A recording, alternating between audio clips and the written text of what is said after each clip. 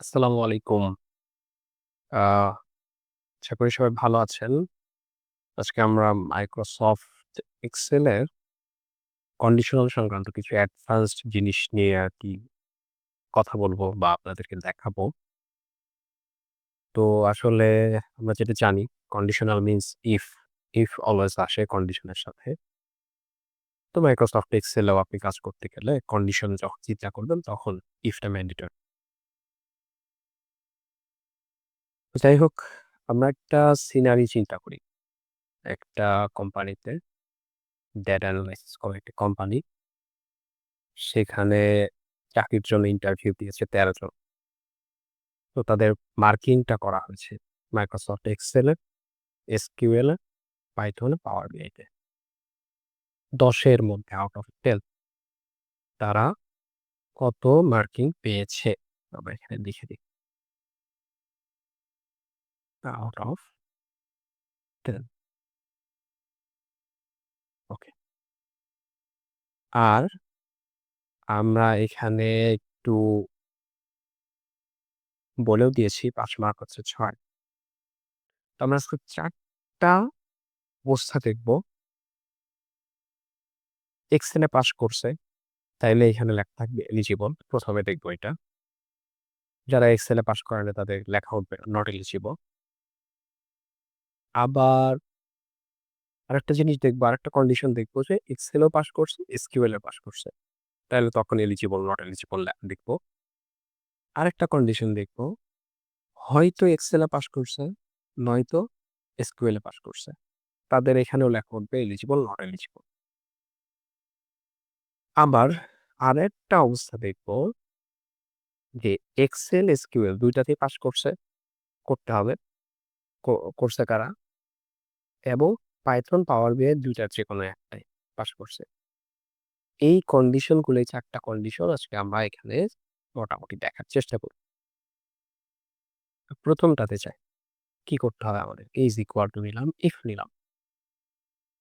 Excel এ ৬ পাইছে কিনা এটা হচ্ছে আমাদের বের করতে হবে। খুব ইজি ব্যাপার। ব্র্যাকেট দিলাম। এইটাকে সিলেক্ট করলাম। Greater than is equal to এই যে ৫ মার্ক ৬, ৬ কে সিলেক্ট করে দিলাম। দেন একটা কমা দিলাম। এইখানে লিখে দিলাম এলিজিবল। এইখানে লিখে দিলাম নট এলিজিবল। ব্র্যাকেট ক্লোজ করে দিলাম। দেখেন, আচ্ছা এখানে একটা জিনিস আমাদের ভুল হচ্ছে। F3 কে আমাদের ক্লোজ আ লক করে দিতে হবে। লক কেন করতে হবে? কারণ F3 কিন্তু ফিক্সড।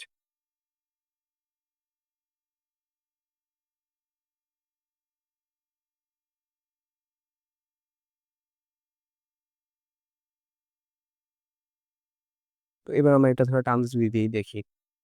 এখানে দেখেন ৭ ১ম কন্ডিশনে এক্সেল এ পাস করেছে কিনা।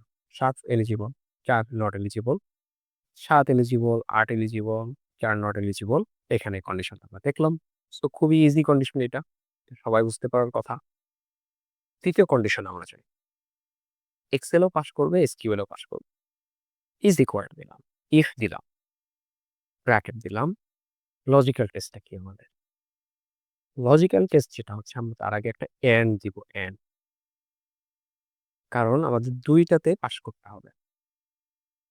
এখন ১ম এ আমরা দেখব এক্সেল এ পাস করেছে কিনা। সেটা কিভাবে? এক্সেল এ এটা সিলেক্ট করলাম।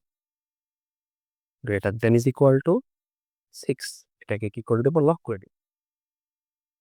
কমা দিলাম। এবার এসকিউএল কে সিলেক্ট করলাম। Greater than is equal to, এটাকে ক্লিক করলাম, লক করে দিলাম। এবার আমরা এই ব্র্যাকেটটা ক্লোজ করে দিব। এন্ড এর ব্র্যাকেটটা। দেখেন, এবার লজিক্যাল টেস্ট হচ্ছে আমাদের শেষ হয়ে গিয়েছে। একটা কমা দিলাম। এইবার হচ্ছে আমরা ইনভার্টেড কমার ভিতরে লিখব এলিজিবল, নট।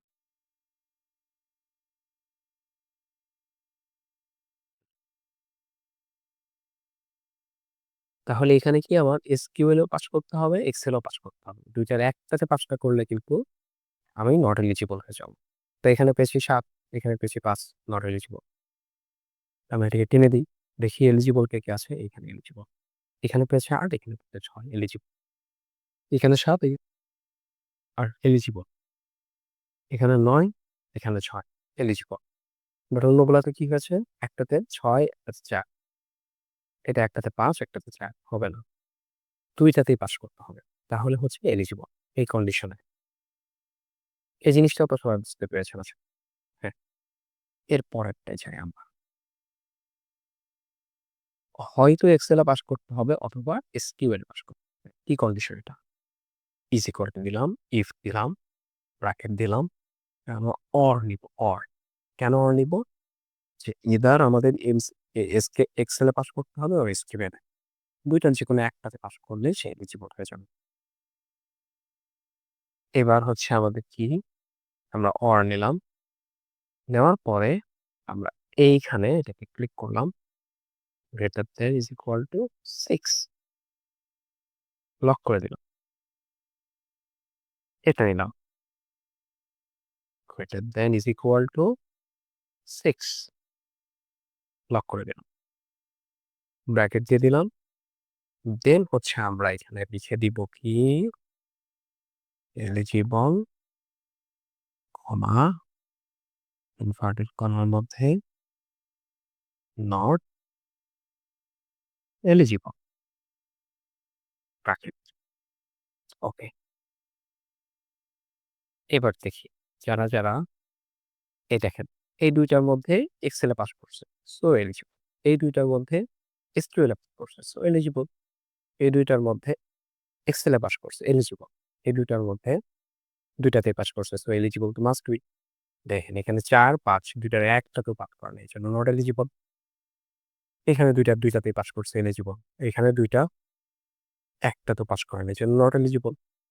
এখানে ২ টার মধ্যে এটাতে পাস করছে। এজন্য এলিজিবল। সো এরকম। সো ২ টার যেকোনো একটাতে পাস করছে।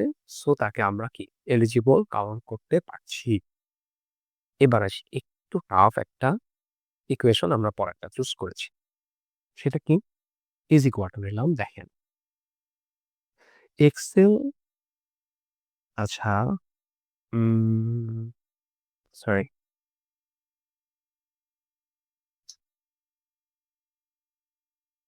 এটা ওদের লেখাটাই ভুল হয়েছে।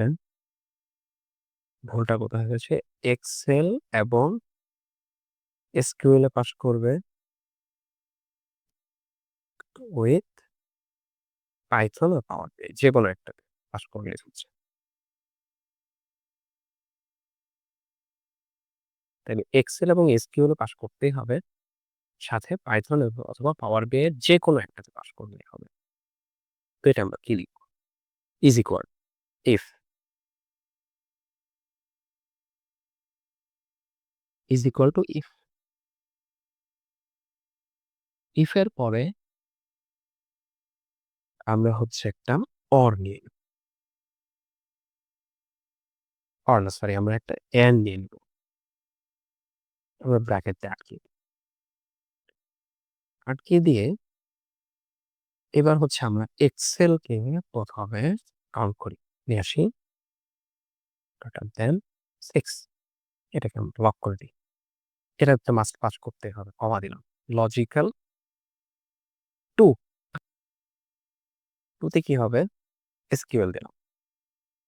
এটাও greater than is equal to হচ্ছে এই 6 দিলাম। 2 ও গেল। 3 আর একটা লজিক্যাল আছে। ফার্স্ট লজিক গেল, সেকেন্ড লজিক গেল এবং পাইথন এবং পাওয়ার বিআই এর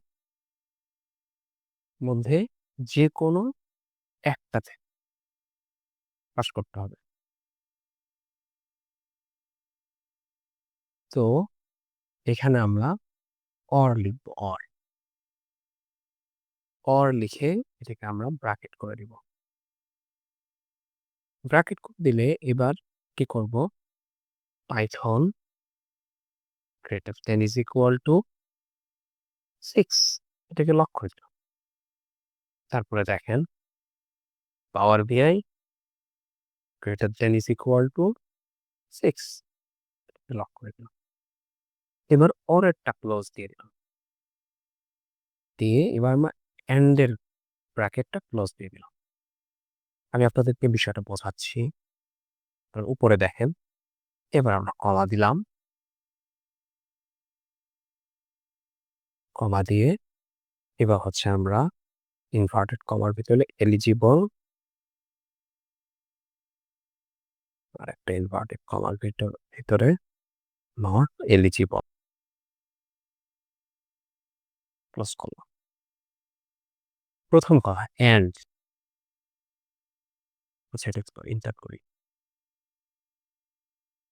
এবার দেখায় আপনাদেরকে। আমাদেরকে এখানে ৩ টা কন্ডিশন ফলো করতে হবে। ৩ টা কন্ডিশন কি? এক্সেল মাস্ট পাস করতে হবে, এসকিউএল মাস্ট পাস করতে হবে, পাইথন, পাওয়ার বিআই এর বিরুদ্ধে মাস্ট পাস যেকোনো একটাতে পাস করতে হবে। এইখানে এন্ড ফর্মুলার ভিতরে কোনটা যাবে? এক্সেল অবশ্যই আসবে, এসকিউএল অবশ্যই আসবে। পাইথন, পাওয়ার বিআই থেকে আমরা অর দিয়ে করে এন্ড এর সাথে কানেক্ট করে দিই। তাহলেই আমাদের হবে। এখন সেটা আমরা করেছি। ১ম এ আমরা দেখেন ইফ এর কোন ফর্মুলা দিয়েছি? এন্ড। এন্ড এর সাথে এই যে ইনটুকে মাস্ট এটা থেকে একটা হইতেই হবে। এটাতে পাস করতেই হবে। এটা কি? এক্সেল। এখানেও দিয়েছি আমরা। এখানেও দিয়েছি দেখেন এটা এসকিউএল। এটাতে মাস্ট আপনার পাস করতেই হবে। এরপরে যে আমরা এইটুকের মধ্যে অর দিয়ে দিয়েছি। যে পাইথন এবং পাওয়ার বিআই এর যেকোনো একটাতে পাস করলেই হবে। কারণ আমাদের ৩ টা কন্ডিশন ফিল আপ। একটা হচ্ছে এক্সেল এ পাস করতেই হবে। আরেকটা হচ্ছে এসকিউএল এ পাস করতেই হবে এবং পাইথন, পাওয়ার বিআই এর যেকোনো একটা পাস করতেই হবে। এই যে অর দিয়ে দিয়েছি আমি। তাহলে আমাদের এলিজিবল, নট এলিজিবল আমরা কাউন্ট করতে পারব।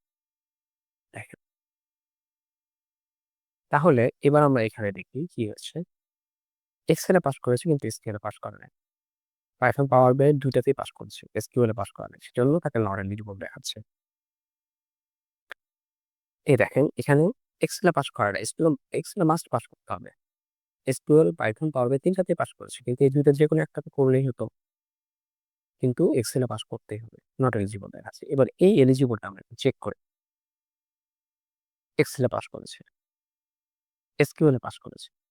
পাইথন, পাওয়ার বিআই এর ২ টাতেই পাস করেছে। এখন এইটার একটাতে যদি পাস না করতো আমরা দেখি কি সিচুয়েশন দাঁড়ায়। একটাতে দেখেন পাস করে নাই তাও এলিজিবল সে। কারণ কি? এই ২ টার যেকোনো একটাতে পাস করলেই হবে। এবং আপনাদেরকে আমি একটু চেঞ্জ করে দেখাই যে এখানে দেখেন ৪ পেয়েছে। আচ্ছা এখানে যদি সে ৪ পায়, কোনো প্রবলেম আছে? কোনো প্রবলেম নেই। এই ২ টার যেকোনো একটা পাস করলেই হচ্ছে। এখানে ৯ পেয়েছে। এই পাস করে নাই। সেজন্য নট এলিজিবল। বাট এটাতে যদি আমি এখন পাস দিয়ে দিই, আচ্ছা এই দেখেন এলিজিবল দেখাচ্ছে। তাহলে আমাদের এখানে ৩ টা কন্ডিশনই ফিল আপ হয়ে গিয়েছে। তো যারা এক্সেলও পাস করেছে, এসকিউএলও পাস করেছে এবং পাইথন, পাওয়ার বিআই এর ২ টার যেকোনো একটাতে পাস করেছে, তারা এলিজিবল, অন্যরা নট এলিজিবল। তো আমরা এখানে আজকে আমাদের ইফ কন্ডিশনের ৪ টা জিনিস দেখলাম। এক্সেল এ পাস করলে এলিজিবল। ১ম এ একটা শর্ত দেখেছি। তারপরে এক্সেল এবং এসকিউএল এ পাস করলে এলিজিবল। দ্বিতীয়টা দেখেছি এক্সেল অথবা এসকিউএল এ পাস করলে এলিজিবল। তৃতীয়টা দেখেছি অর দিয়ে। তারপর আমরা দেখেছি এক্সেল এবং এসকিউএল এ পাস করতে হবে, পাইথন, পাওয়ার বিআই যেকোনো একটাতে পাস করলেই হবে। তো এই যে ৪ টা কন্ডিশন দেখলাম এতে আপনাদের ইফ, এন্ড, অর সহ সবকিছু ক্লিয়ার হয়ে যাওয়ার কথা। তারপরেও যদি আপনাদের কোনো কনফিউশন থাকে আমাদের হোয়াটসঅ্যাপ আছে। আপনারা একটু জাস্ট মেসেজ করে দিবেন, টেক্সট করে দিবেন। আমরা টেক্সটের রিপ্লাই অনুযায়ী চেষ্টা করব আপনাদেরকে সমাধান দেওয়ার। আর তারপরে তো আমরা আমাদের অন্য কোনো ভিডিও ইনশাআল্লাহ আপনাদেরকে দেখাবো। আরো অ্যাডভান্স কিছু ভিডিও আমরা দেখানোর চেষ্টা করব। যাই হোক, আজকে আপনারা সবাই সাথে ছিলেন। ধন্যবাদ আপনাদের সবাইকে। সবাই ভালো থাকবেন, সুস্থ থাকবেন। আসসালামু আলাইকুম।